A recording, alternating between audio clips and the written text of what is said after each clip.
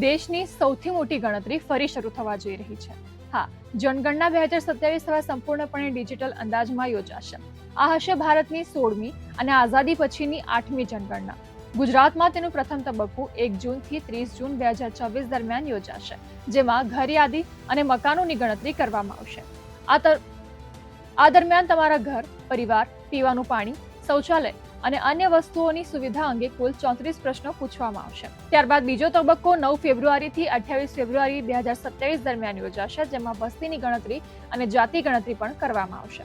ખાસ વાત એ છે કે આ વખતે જનગણના સંપૂર્ણ ડિજિટલ રહેશે. એન્ડ્રોઈડ અને iOS એપ દ્વારા ગુજરાતી સહિત 16 ભાષાઓમાં માહિતી એકત્રિત થશે. 17 મે થી 31 મે 2026 દરમિયાન લોકો ઘરે બેઠા પોતાની વિગતો ઓનલાઈન ભરી શકશે. સરકારે આ સમગ્ર કામગીરી માટે 11,718 કરોડ રૂપિયાનો ખર્ચ મંજૂર કર્યો છે. જનગણના માત્ર ગણતરી નથી, પણ દેશના ભવિષ્યની યોજના બનાવવાનો સૌથી મોટો આધાર છે.